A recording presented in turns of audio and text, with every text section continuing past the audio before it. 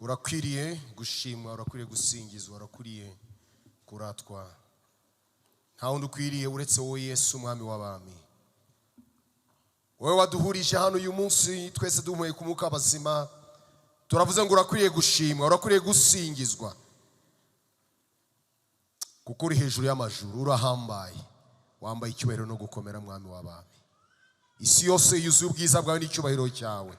Wakoze imirimo ihambaye ku musaraba, ubwo wadupfiraga tukiri abanyabyaha, wishyira ibicumuro byacu, natwe twitwa abana bawe. Wadukuye kure, uratwiyegereza, uhabwa icyubahiro mwami. Ntago turimba ngo urakwiriye gusa, kuko mwami tuzi umurimo wakoze ku musaraba ku bwacu. Abatari kumenyekana, abatari kwitwa ubwoko, waduhinduye abana bawe. Ushimwe, uhabwa icyubahiro. Uyu ni umwanya mwiza ngo tuganirizwe nawe. Reka ijambo ryawe riganze muri twebwe, reka ijambo ryawe rishora imizi muri twebwe, kandi natwe nitumara kuba abakomejwe n'ijambo ryawe, tugende duhumuriza abandi. Icyubahiro kibi cyawe n'iteka ryose urakoze. Amen. Twongeye kubaha ikaze kuri Harvest Bible Fellowship Rwanda Mahoko. Itorero ryanjye n'umuryango wanjye, itorero ryawe n'umuryango wawe, itorero n'umuryango. Bwira mugenzi wawe ngo urakunzwe, kandi bimubwire wishimye. Twishimiye kubakira, twishimiye kubana namwe. Abateranye natwe twese Imana ibahereze umugisha, abaturutse Rega, Byangabo, Buhuru, abo bose Imana ibahereze umugisha. Abashyitsi badusuye mwese Imana ibahereze umugisha, kuko turi mu bihe aho tugomba gukomeza gushyira hamwe no gukora cyane kugira ngo itorero rya Kristo rikomeze rishinge imizi kandi rihagarare ryemye, ryamamaza ubutumwa bwiza bwa Kristo rishize amanga. Tugeze mu gice cya kangahe abakurikiye? Tumaze iminsi mu hagati twaragiye tugira izindi nyigisho n'abashyitsi, ariko abashyitsi kuri Harvest tugira gahunda yo kwiga ijambo ry'Imana igitabo ku gitabo. Ubu turi kwiga igitabo cy'ibyakozwe n'intumwa. Intego nkuru y'igitabo cy'ibyakozwe n'intumwa itubwira ko tugomba kuba abizera babadatezuka, badasubira inyuma mu gusohoza inshingano nkuru twasigiwe nande na Kristo. Tugomba kuba abizera babadatezuka, abizera badasubira inyuma, kuko igitabo cy'ibyakozwe n'intumwa kitwereka uburyo abizera ba mbere bamamaje ubutumwa bwiza mu bihe bigoye, mu bihe byiza, ariko ntibigeze bacika intege. Bamwe barakubiswe, abandi batuwe amabuye nka Stefano baricwa, ariko nkuko umurongo mukuru usanga mu gice cya mbere umurongo wa munani ngo icyakora muzahabwa imbaraga umwuka wera nagira ute nabamanukira. Izo mbaraga ni imbaraga z'umwuka wera. Mu gice cya kabiri zaraje, izo mbaraga zimaze kumanuka, abizera barahamya. Petero umunyabwoba watinye guhamya imbere y'abaja arahaguruka arabwiriza, abantu 3,000 barizera kuko yari yahawe imbaraga z'umwuka wera. Icyakora muzahabwa imbaraga, muzabagabo kumpamya muheri Yerusalemu, i Yudaya, i Samariya, kugeza ku mpera y'isi. Barabikoze. Ubwo butumwa niyo mpamvu bwageze mu Rwanda. Uyu munsi turi kubwiriza kuko ubutumwa bwiza bwavuye i Yerusalemu bugera no mu Rwanda no kuri Mahoko buragera. Haleluya. Rero abo batubanjirije hari ibyo bakoze, barangije ni nk'abantu biruka. Hari ubyo biruka bahana agakoni, baduhaye iyo nkoni ati namwe mukomeze, natwe mu gihe cyacu tugomba kwamamaza ubutumwa bwiza, tugakomeza kugeza igihe Yesu azagira ute azagaruka aje gutwara itorero, niho tuzareka gukora umurimo. Ariko igihe tugihumeka tukiri mu isi, tugomba kuba bizera babadatezuka, badasubira inyuma mu gusohoza inshingano nkuru twasigiwe n'umwami Yesu Kristo. Iyo nshingano nta yindi ni uguhindura abantu kuba abigishwa bande ba Kristo, kandi tukabikora mu mwuka w'itegeko risumba yandi, bivuze tukabikora mu rukundo. Turi kureba mu gice cya 10 aho turi kubona ubutumwa bwiza bwa Kristo bwamamara buciye mu bantu. Twagiye tureba mu gice cya 8 tubona inkone yari ivuye muri Ethiopia yakira ubutumwa biciye yuko yasobanuye ijambo ry'Imana. Mu gice cya 9 Paulo warenganyaga itorero, wa wundi bishe Stefano abahagarikiye, wagiye Damasiko agiye gufata abizera, nawe ahura na Yesu. Tugeze mu gice cya 10 tubona umugabo witwa Cornelius, nubwo yari umusirikare w'umunyedini ariko ari umunyamahanga, nawe marayika w'Imana aramubonekera. Uyu munsi tureba ngo Petero ahageze byagenze gute. Aba bagabo batatu bose bahindutse bari abanyamahanga, uretse Paulo wari umwene gihugu nawe wahindutse ariko arwanya itorero ry'Imana. Ariko mu guhinduka kwabo harimo isomo rikomeye cyane yuko ubutumwa bwiza bwa Kristo n'ubw'abantu bose, ari abanyamahanga, abanyabyaha, abakomeye n'aboroheje. Ubutumwa bwiza bwa Kristo n'ubwa bose. Ariyo mpamvu uyu munsi turavuga ku kurenga imbibi kubwo butumwa bwiza, kurenga imbibi kubwo butumwa bwiza. Ufite agakayi kawe, ufite aho kwandika wakwandika. Niba uri umusaruzi urabizi neza yuko icyambere tugendana n'ijambo ry'Imana. N'uryo ubona wicaranye n'umuntu udafite Bibiliya, afite telefone, hano ujye umwibutsa ko yabaze macuri. Gutunga telefone udafite Bibiliya uri mu baswa bambere bariho, kuko ijambo ry'Imana nibwo butunzi burenze ubundi. Uramutse rero utunze telefone ya smartphone ukibeshya ngo ufite Bibiliya muri telefone, nta Bibiliya ufite. Bibiliya muri telefone si yawe, wayishyizeho isa yagira ute? Yayikuraho. Mbona mbabwira ngo izirimo uretse Bibiliya imwe gusa nabwo kuyimenya bisaba ko wagenzuye izindi zose ntabwo zemewe, nta buziranenge zigize ute zifite, kuko bazishyiramo si société biblique, si abantu bazobereye mu bya Bibiliya. Umuntu aricara agafata application agakora agashyira hari imirongo imwe ntayirimo, indi iracuritse. Izo nizo abantu benshi bibeshya ngo bafite Bibiliya muri telefone. Oya, utazigana n'umuri. Niba uri smart uteye imbere abakiri batoya, no, telefone, Bibiliya muri telefone, bwira mugenzi ngo ntago yujuje ubuziranenge. Ntago yujuje ubuziranenge, kuko ntawigenzura. Uwari wese ayifite ububasha. Ariko iyo ijya gusohoka, hari umuryango w'abasoma Bibiliya ufite abantu bicaye bakagenzura bakareba ko nta buyobe, nta n'ibindi byongewemo cyangwa byagize ute byagabanyijwe. Niyo mpamvu tuyizera, kuko iba yakozweho n'abizerwa. Ariko iyo muri telefone ntabwo tuzi abayikora ni bande. Ese nabizerwa? Oya. Ikindi nuko iyo muri telefone wayishyizemo yabyuka isaha, n'ubu wicaye mu rusengero wajya kuyifungura ukabona yanze kugira ute, yanze gufunguka, kuko atari yawe. Rero ntukabare macuri, ujye ugura ijambo ry'Imana uritunge, kuko hari igihe kizagera no gutunga Bibiliya bikaba ikibazo. Mubimenye nabyo, tuzigura hakiri kare rero tuzitunge. Ibyakozwe n'intumwa ibice 10 turasoma duhere ku murongo wa 9. Ibyakozwe n'intumwa ibice 10 turaza gusoma duhere ku murongo wa 9. Turagenda dusoma ibice tugiye gusoma duhere ku murongo wa 9 tube tugeze kuri 23. Bukeye bwaho bakiri mu nzira bagenda benda gusohora mu mudugudu, Petero ajya hejuru y'inzu gusenga nko mu isaha ya 6. Arasonza, ashaka kurya. Bakibitegura aba nk'urota, abona ijuru rikingutse, maze ikintu kiramanuka gisa n'umwenda w'umukoma hasi, gifashwe ku binyita 4 kijya hasi. Harimo inyamaswa z'amoko yose zigenza amaguru 4 n'ibikururuka hasi byose n'ibiguruka mu kirere byose. Ijwi riramubwira ati, haguruka Petero, ubage urye. Petero ati, oya mwami, kuko ntigeze kurya ikizira cyangwa igihumanya. Iryo jwi riramusubiza ubwa kabiri riti, ibyo Imana ihumanuye wibyita ibizira. Biba bityo 3, icyo kintu gihera ko gisubizwa mu ijuru. Petero agishidikanya mu mutima we uko ibyo yeretswe bisobanurwa, abantu batumwe na Korneliyo bamaze kubaza inzu ya Simoni iyo ariyo, bahagarara ku irembo. Barahamagara babaza yuko Simoni wahimbwe Petero acumbitsemo. Petero agitekereza ibyo yeretswe, umwuka aramubwira ati, dore abantu 3 baragushaka. Haguruka umanuke ujyane nabo udashidikanya, kuko ari nge ubatumye. Petero aramanuka asanga abo bantu, arababwira ati, ni ngewe uwo mushaka, mwazanywe n'iki? Baramusubiza bati, Korneliyo, umutware utwara umutwe w'abasirikare 100, umuntu ukiranuka wubaha Imana, ushimwa n'ubwoko bwose bw'Abayuda, yabwirijwe na marayika wera kugutumira ngo uze iwe yumve amagambo yawe. Nuko arabinjiza arabacumbikira. Kurenga imbibi kubwo butumwa bwiza. Intego nkuru yacu ngira ngo tuze kuzirikana uyu munsi, kugira ngo nituvuga byinshi ariko uzirikane ko bikubiye mu intego nkuru ivuga ngo abizera b'abadatezuka badasubira inyuma dusabwa kurenga imbibi z'idini n'amoko mu kwamamaza ubutumwa bwiza bwa Kristo, kuko Imana itarobanura ku butoni.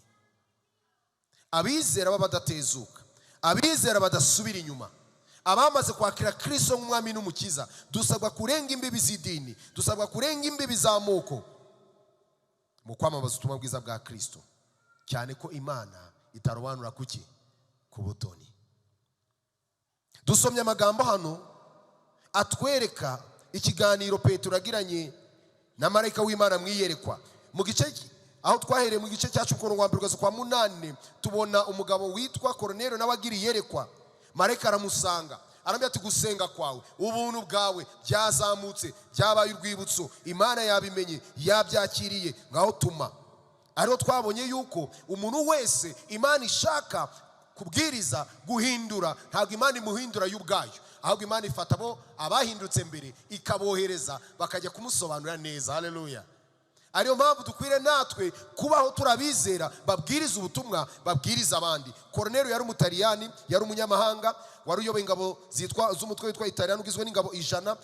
Bivuga ngo yagombaga kuba ari umwanzi w'Abisiraheli, kuko icyo gihe Abataliyani batekegaga ubwami bwose, harimo n'ubwami bw'Abisiraheli bari barigaruriye.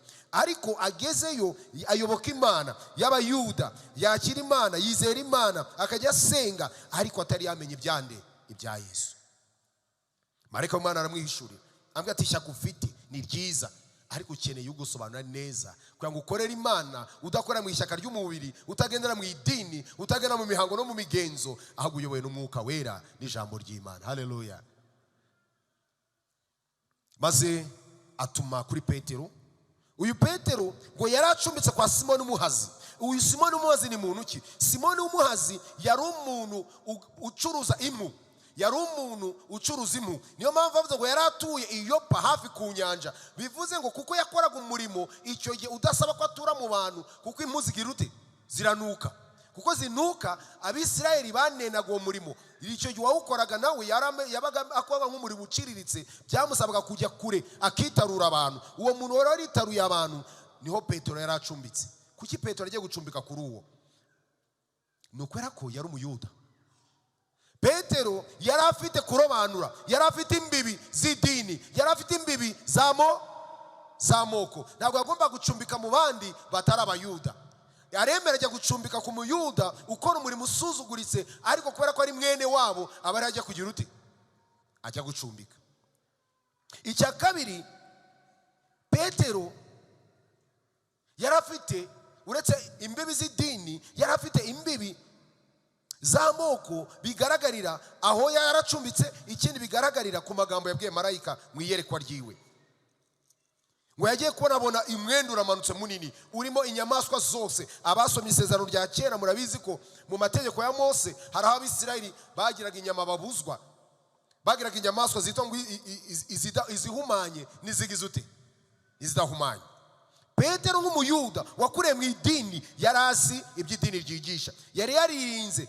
Avuga ati ngo baga urye, aravuga ngo sinigeze njya kukigize ute? Kugihumanya. Aho ahagaze mu mbibi z'iki? Z'idini. Yari ahagaze mu mbibi z'idini. Ariko kuko Imana ishaka ko Petero arenga imbibi z'idini, arenga imbibi z'amoko, mu iyerekwa abona inyamaswa nyinshi cyane. Arabwira ati baga, byuka ubaga urye. Petero atereka da, sinarye kizira. Biba ngo kangahe? Abasomye byabaye inshuro zingahe? 3. Inshuro 3 zose ijwi ryati ati Petero bagurye. Petero akivuga ati oya. Hasi ngo Petero agishidikanya, za ntumwa ziba ziraje. Bari abantu bangahe? 3. Petero yetswe inshuro zingahe? 3. Haje abantu 3. Icyambere abantu baje n'abanyamahanga. Kandi Imana iri gushaka gukura muri Petero imbibi z'amoko n'imbibi z'iki? Z'idini. Mu kwamamaza ubutumwa bwiza bwa Kristo, abizera b'abadatezuka, abizera badasubira inyuma, turasabwa kwirinda kugwa mu mutego Petero yari arimo, ariwo mutego w'idini, ariwo mutego w'amoko. Ndi Umuyahudi, ndi Umuyuda, sinigeze nkora ku kizira. Aho hose ibi byaberaga kugira ngo Petero abashe gufashwa kurenga, kureba hirya. Turagera imbere turabireba. uburyo Petero yageze aravuga ati noneho menye ko mu mahanga, noneho bivuze ngo mbere ntabyo yaragize ute, ntabyo yarazi. Yarazi ko Imana ari y'Abayuda, yarazi ko Imana ari y'Abayahudi, yarazi ko kugira ngo wizere, kugira ngo Imana ikwemere nuko ugomba kwigira nk'umuyahudi. Ari urwo rwandiko Pawulo yandikiye Abagalatiya ababwira ati ibyo mubireke, gukebwa kwiza ni ugukebwa kwa hehe? Ko ku mutima. Kuko bagiraga imihango n'imigenzo, gukebwa, gutereka ubwanwa, kujabika intoki, ibyo byose byari bishingiye ku moko, ku bwoko bwabo, byari bishingiye ku myizere yabo nk'Abayahudi. Ariko Imana ishimwe, Yesu yaraje akoraho izo mbibi zose. Haleluya. Mu bintu Yesu yakoze ni ugukoraho imbibi z'amadini, imbibi z'amoko. Ubutumwa bwiza bwa Kristo ni ubw'abantu bose, mu moko yose, mu ndimi zose. Abizera Imana irabemera. Haleluya.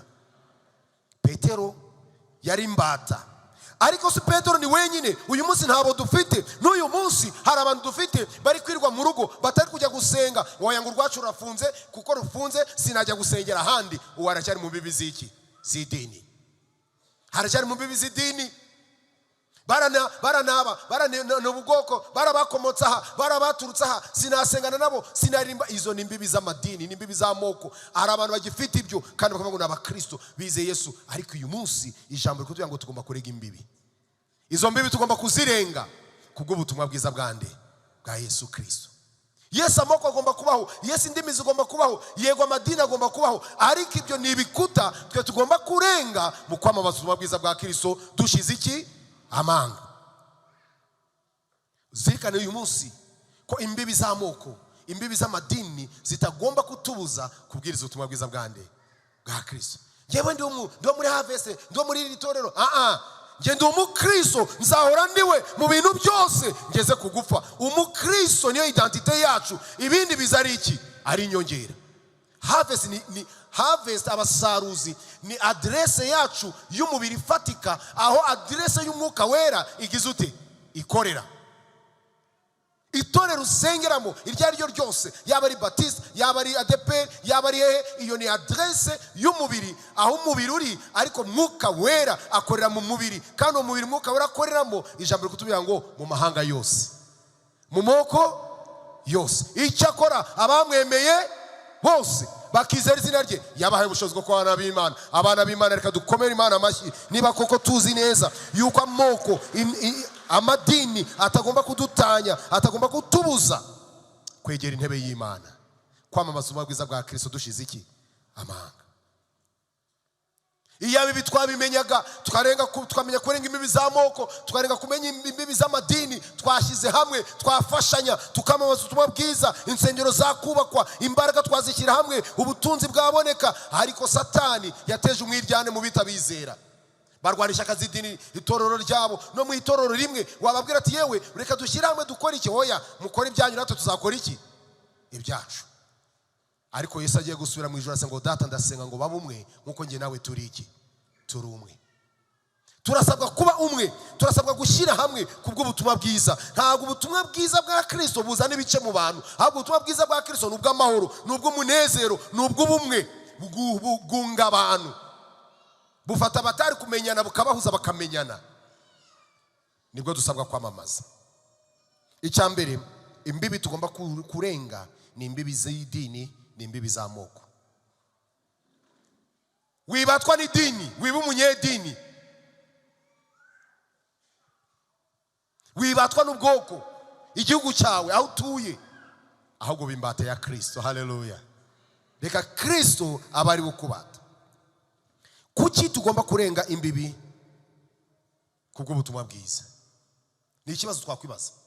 Kuki ari ngombwa, kuki dusabwa kurenga imbibi kubw'ubutumwa bwiza? Hari ibintu bitatu ngira ngo turebe byagombye kudusunikira kurenga imbibi z'amoko, imbibi z'amadini, imbibi z'ubukire, imbibi z'abakomeye n'aboroheje. Izo mbibi zose kuki tugomba kuzirenga kubw'ubutumwa bwiza? Icya mbere, kuko Imana itarobanura ku butoni. Haleluya.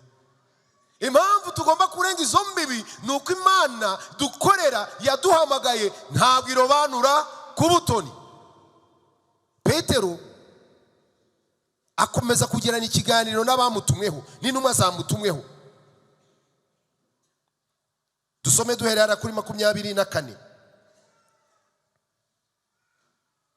Bamaze kumubwira ubutumwa ko Koruneliyo amushaka, yeretswe na marayika amubwira gutuma kuri Petero. Bukeye bwaho Petero arahaguruka avanayo nabo na bene data bamwe b'Yopa, nabo bajyana nawe. Ahantu uzumva bavuze bene data muri Bibiliya cyo gihe nabari basangiye kwizera nande na Petero. Vuga ngo hari abizera b'Yopa bajyanye na Petero. Bukeye bagera i Kaisariya basanga Koruneliyo abategereje, yateranyije bene wabo n'inshuti z'amagara. Petero agiye kwinjira, Koruneliyo aramusanganira, yikubita imbere y'ibirenge bye aramuramya. Ariko Petero aramuhagurutsa ati, haguruka, nanjye ndi umuntu nkawe. Bakivugana arinjira asanga abantu benshi bahateraniye. Arababwira ati, muzi yuko kizira, mwumve Petero zambibi yari afite, muzi ko kizira ko umuyuda yifatanya n'ubundi bwoko cyangwa ko amugenderera. Ariko ngeweho Imana yanyeretse ko ntagira umuntu nita ikizira cyangwa igihumanye. Petero aratuye, akihagera ikintu cyiza yakoze ni ukwatura. Muzi nuvuga ngo nk'umuyuda, muri make nk'umuyuda sinaringwire no kugera hano, sinaringwe kwinjira mu nzu yanyu. Niyo mpamvu Yopa yari acumbitse kwa Simoni umuhazi. Nubwo yakoraga umurimo usuzuguritse, Petero yemera akajya gucumbika hano hari kunuka impu, ariko ngo ajye gucumbika mu banyamahanga, kuko yari akiri mu mugozi w'idini, mu mugozi w'ubuyuda. Ariko ngo amaze kugira iyerekwa ngo Imana yanyeretse ko nta muntu ngomba kwita ikizira cyangwa ugize ute uhumanye. Bivuze ngo Imana yari imuzi. Hari abo yabonaga nk'ikizira, hari abo nabonaga nk'igihumanye. N'uyu munsi natwe hari abo tureba ni umusambanyi, ni umujura, ni umubeshyi, tukamwambika, tukamubona nk'ikizira, tukamubona nk'umuntu tutagendana nawe. Ariko uyu munsi umva icyo Petero yeretswe n'Imana, umusaruro cyabyaye muri we. Aratuye, yemeye intege nke ze, ntabwo yihagazeho, ntabwo ari kwishyira hejuru. 29. Nicyo cyatumye ntanga kuza ntumiwe, none ndababaza icyo muntumirije. Koruneliyo nawe amubwira, Koruneliyo atangira kumubarira inkuru yose uko byagenze, aho byahereye. Koruneliyo ati, dore uyu ni umunsi wa 4 uhereye ubwo nari ndi mu nzu yanjye nsenga magingo aya ariyo saa 9. Nuko umuntu ahagarara imbere yanjye yambaye imyenda irabagirana, arambwira ati, Koruneliyo, gusenga kwawe kwarumviswe n'ubuntu bwawe bwibutswe imbere y'Imana. Nuko tuma i Yopa utumireyo Simoni wahimbwe Petero, acumbitse kwa Simoni w'umuhazi hafi y'inyanja. Uwo mwanya ndagutumira, nawe wakoze neza ubwo uje. Nuko none turi hano twese imbere y'Imana dushaka kumva ibyo umwami Imana yagutegetse kutubwira. Petero aterura amagambo ati, nukuri menye yuko Imana itarobanura ku butoni, ahubwo mu mahanga yose uyubaha agakora ibyo gukiranuka iramwemera. Haleluya. Wa wundi wari wubatse ku mbibi z'amoko, ku mbibi z'abemewe n'abatemewe, ati noneho niba nawe, niba uko Imana yambonekeye ariko nawe yagize ute yakubonekeye, noneho nukuri menye yuko. Haleluya. Ni ikinyuranyo cy'ibyo yari asanzwe agize ute azi. Ndagira ngo uyu munsi Yesu akwiyereke mu bundi buryo, Yesu aguhindure wowe wabaswe n'amoko, wowe wabaswe n'amacakubiri, wowe wabaswe no gucira abantu imanza, wowe wabaswe no gushyira abantu mu gatebo, barani babi, barani bakizwa, barani bagira ute. Imana ikwabarire, ikwihishura uyu munsi, umenye yuko mu mahanga yose abemera Imana, abakora ibyo gukiranuka igira ute irabemera. Baranamwuka bagira, baranibemera Imana, barabagira gutya. Ariko uyu munsi nka Petero, Imana iguhishurire, urenga imbibi z'amoko, urenga imbibi z'amadini, umenye yuko mu mahanga yose abubaha Imana, abakora ibyo gukiranuka, abo bose Imana igize ute irabemera, kuko Imana itarobanura kuki ku butoni. Kuki tugomba kurenga imbibi? Ntabwo Imana irobanura, abantu turarobanura, tugira abo dukunda n'abo twanga, tugira abo twemera n'abo tutemera. Ariko uyu munsi ijambo rivuga ngo twemere abantu bose, kuko n'Imana itagize ute, itarobanura. Petero ati noneho menye yuko 34 Petero atora amagambo ati nukuri menye yuko Imana itarobanura ku butoni, ahubwo mu mahanga yose n'amahoko irimo, u Rwanda rurimo, Afrika irimo, isi irimo, abakire barimo, abakene barimo, mu mahanga yose uyubaha agakora ibyo kugira ute, iramwemera. Bwira mugenzi wawe nawe irakwemera, nawe irakwemera.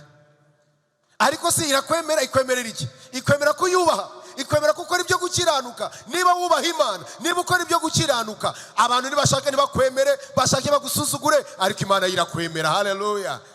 Ntabwo abantu niyo bakwanga, bagutesha agaciro, bakwita amazina, ariko niba wubaha Imana, Imana irakwemera. Kandi icyiza cy'Imana iyo yakwemeye ikwemeza n'abantu. Ntabwo biba gusaza imigeri y'Imana yemeye umuntu imwemeza n'abantu. Ntabwo Petero ari kwinjira kwa Korneliyo, ariko kuko Imana yemera Korneliyo, Petero yarahinjiye. Uyu munsi uri umuntu usuzuguritse, uri umuntu wenda utagaragara, ariko niba wubaha Imana, ukora ibyo gukiranuka, iturize. Igihe cyawe nikigera nawe uzatambagiza umurwa. Imana iramwemera abubaha Imana, abakiranuka. Ese tububaha Imana? Ese turakiranuka? Niba twubaha Imana, mureke turenga imbibi z'amadini, mureke turenga imbibi z'amoko, imbibi z'abakire, abanyabyaha n'abapagani n'iki. Abantu bose Imana yaremye, yabaremye bakunze kandi ishaka ko babona ubugingo. Icyakora nge nawe duhamagarirwa, niba twaremeye Yesu, kujya kumubwira abandi. Akazi kacu nako kubwiriza Yesu, abantu bakamwemera cyane bamwemere. Ntabwo duca imanza, uzaca urubanza n'umwe, n'umwami w'abami Kristo.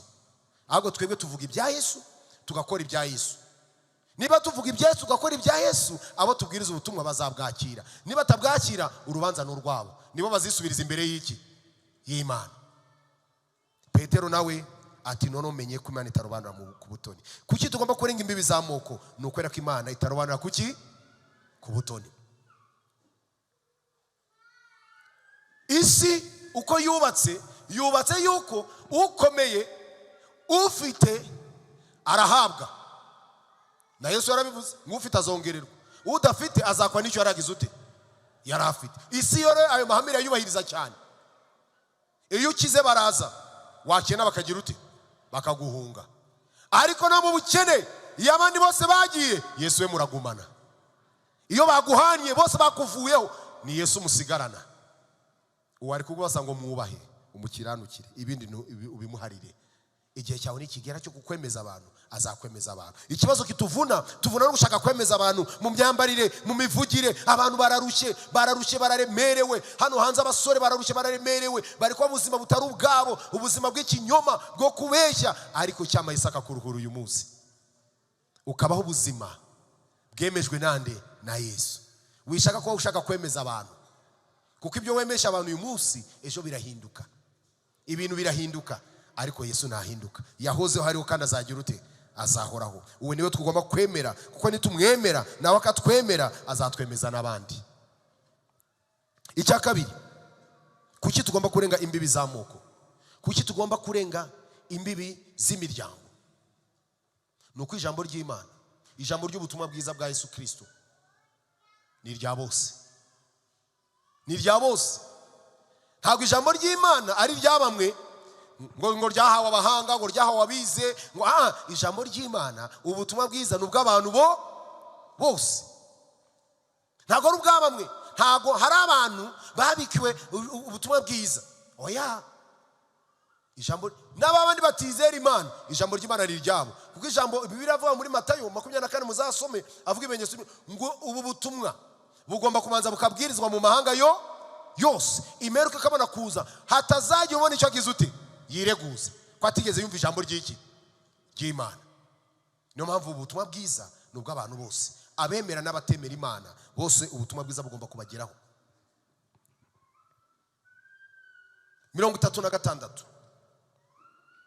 Petero arakomeza aravuga, ijambo ry'ubutumwa bwiza bw'amahoro Imana yatumye ku bana ba Isirayeli, ivugishije Yesu ari we mwami wa bose, iryo jambo murarizi, ryamamaye i Yudaya hose, riherereye i Galilaya, hanyuma y'umubatizo Yohana yabatirizaga, ni irya Yesu w'i Nazareti, uko Imana yamusutseho umwuka wera n'imbaraga, akagenda agirira abantu neza, agakiza abo Satani atwaza igitugu, kuko Imana yari iri kumwe nawe.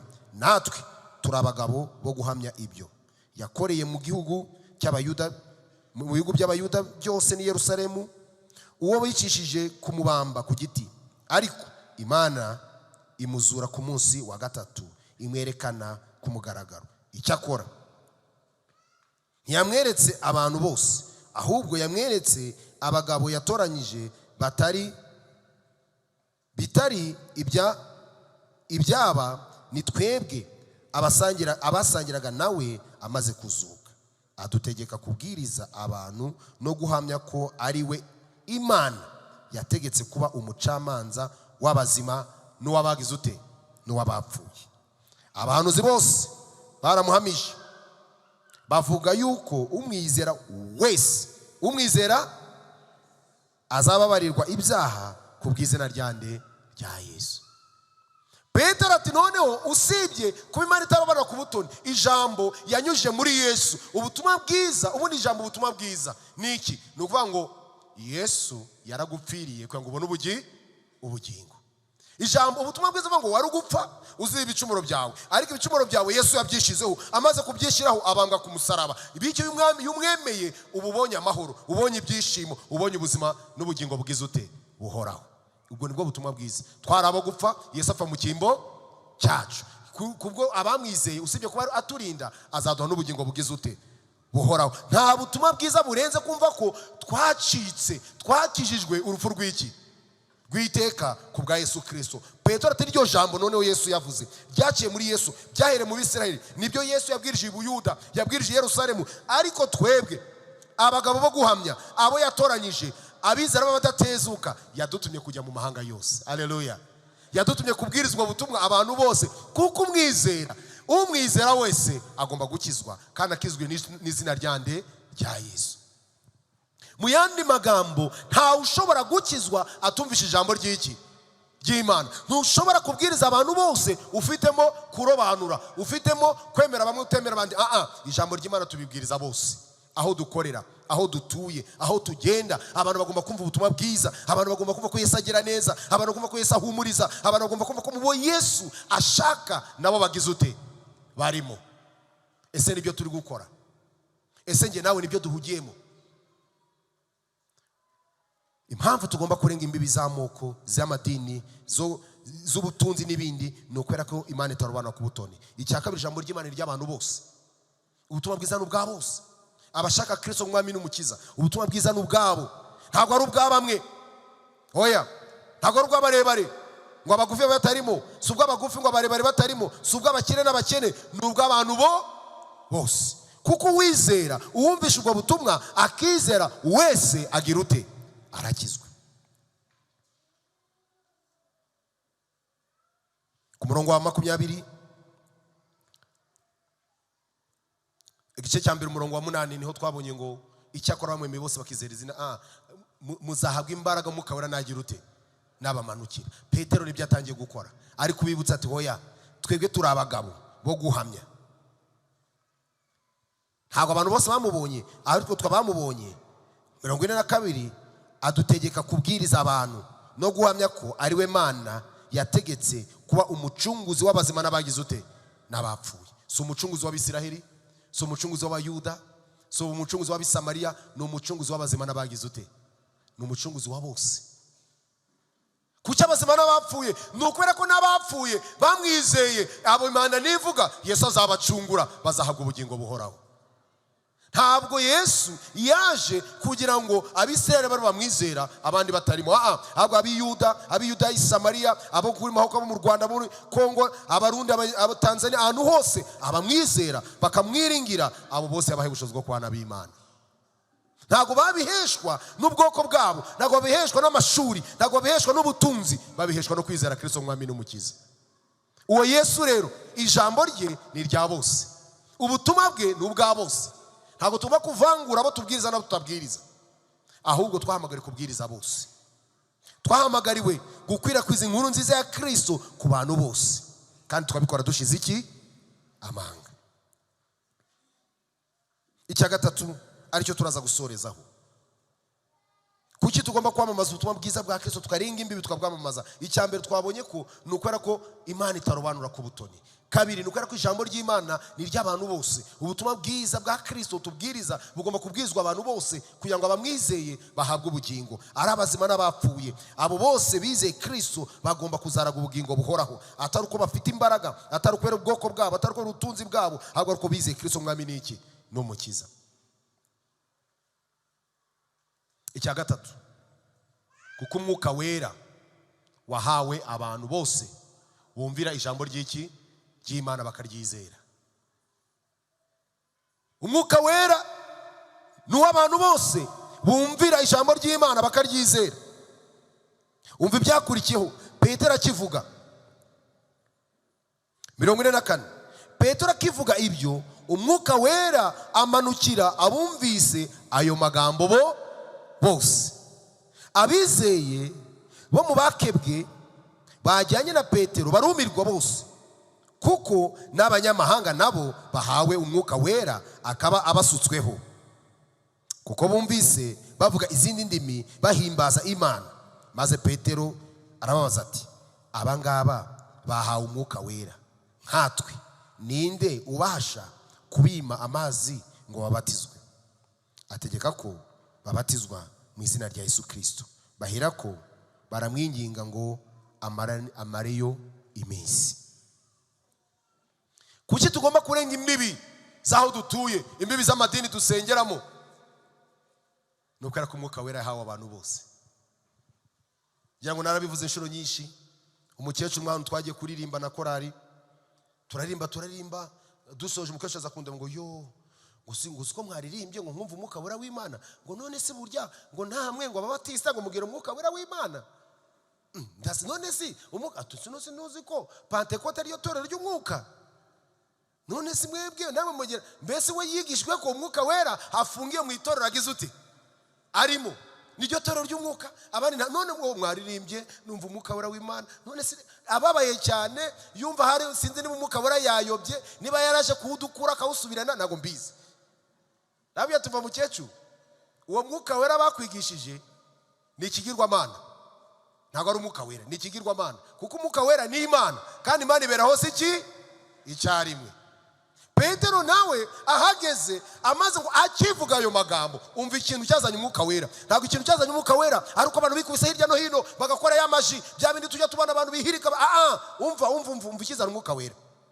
Icyazanye umwuka wera Petero akivuga, umwuka wera amanukira abumvise iki amagambo avuze, abumvise ijambo ry'iki ry'Imana, abumvisha bakire rya jambo, umwuka wera ahita agize ute abasukwaho. Ntago batanze amafaranga, ntago Petero yaje wavuga ngo muze munyishyure mbarambikeho mwakira umwuka wera. Abumvisha ijambo ry'iki ry'Imana. Muri Bibiliya harimo Pentecote zitandukanye, tuzagenda tuzibona. Pentecote ya mbere twarayibonye, n'iya kabiri twayibonyeho gatoya. Iya mbere mu gice cya kabiri tubona abigishwa 121 bose ngo bari mu cyumba cyo hejuru, bose bari abigalilaya, bose bari abayahudi.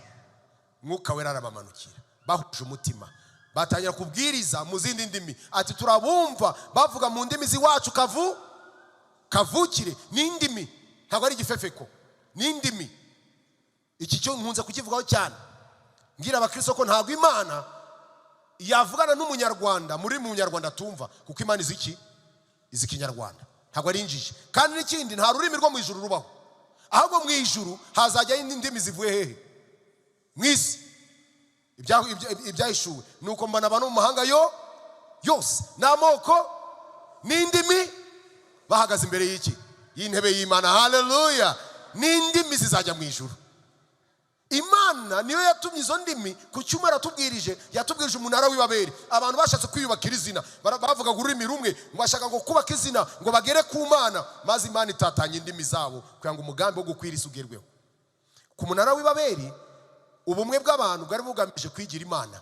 Imana itatanye indimi zabo ku munsi wa Pentecote. Imana ikoresha za ndimi zatumye abantu bakwira hehe? Isi, kugira ngo ubutumwa bukwire hehe? Isi. Byose byari mu mugambi w'Imana. Indimi zatumye abantu bakwira isi kubera ko batari kumvikana. Za ndimi nizo zatumye ubutumwa nanone bukwira isi kugira ngo abantu bumvikane muri Kristo Yesu. Haleluya. Nuvuga ngo nta kibazo Imana ifitanye n'indimi. Wavuga Igiswahili, wavuga Icyongereza, wavuga ururimi, izo ndimi zose ni Imana yazikizeho. Ntabwo Imana yananirwa kuvuga indimi y'ubwayo yagize ute? Yatanze. Izi byose, nibizi byose ni indimi gize ute? Ishoboye byose. Nibishoboye byose no kuvugana nawe mu rurimi rw'iwanyu irabisho. Ikimenyimenyi iza kuvugana na ba Mose na ba Petero mu gifefeko ntabwo tuba dufite Bibiliya. Ariko avuganye nabo mu ndimi z'iwabo kavukire. Ibindi na maranga mutima ntacyo bitwaye. Ko wagira maranga mutima ugasimbuka, ibyo nibyawe na maranga mutima yawe. Ni byiza nabyo, ariko webyita umwuka wera. Umwuka wera aturuka kukumva ijambo ry'iki? Uyu mwuka wera ukuzura nta rukundo. Uyu mwuka wera ukuzura nta mbuto z'umwuka wera, nta ngeso nziza aturutse he? Mwuka wera azanwa no kumva ijambo ry'iki? Kwizera, kwakira Kristo umwami n'umukiza, kumva ijambo ry'Imana, guhuza umutima, gushyira hamwe, nibyo bizana umwuka wera. Kuko Imana ni umwuka. Ntabwo Imana ikorana n'ibyigenge. Oya, ikorana n'abumva n'abayumvira. Ngo abizeye babandi bari kumwe na Petero bari baraha umwuka wera nabo barafata bibaye nibiki? Ngo abanyamahanga nabo, the Gentiles, bahawe umwuka wera. Bo bumvaga ko umwuka wera wagombye kuba w'Abayahudi gusa. Simoni ajya kubwiriza Samariya, abasamariya bari Abisiraheli bivanze n'amahanga. Nabo umwuka wera yarabamanukiye bamaze kubarambikaho ibiganza. Simoni mukonikoni ashaka gutanga amafaranga ngo abigure.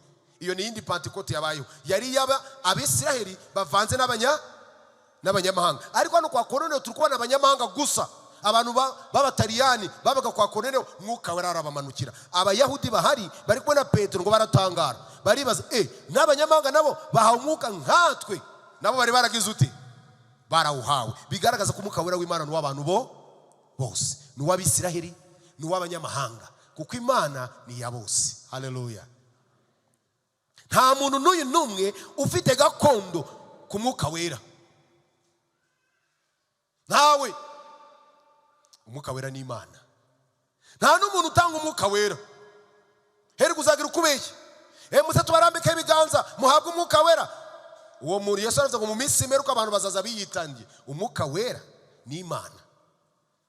Gushize umushumba abwiriza hano ngira ngo hari kuri Pasika Masumbuko, niwe watubwiye ati hari abantu benshi batazi umwuka wera cyari cyo, ariko umwuka wera ni iki? Ni Imana.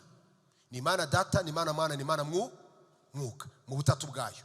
Ahubwo abantu bitiranya imbuto z'umwuka wera cyangwa impano z'umwuka wera n'Imana. Imana itanga, umwuka wera atanga impano nyinshi zitandukanye. None umuntu abona afite impano akagira ngo ni umwuka. Hari impano n'umwuka, ni ibintu bibigize ute? Bitandukanye. Ushobora kugira impano y'umwuka, mwuka yaragiye kera, ariko impano ukagira ute? Ukayisigarana. Niba ufite ijwi ryo kuririmba wari uhawe n'Imana, ibuka yuko umuririmbyi wabaye ukomeye cyane ninde? Ni Lucifero, ni Satani. Na n'isaha aracyarwanya Imana, ariko iyo mpano aracyagize ute? Aracyayifite, ntabwo Imana yimwambuye.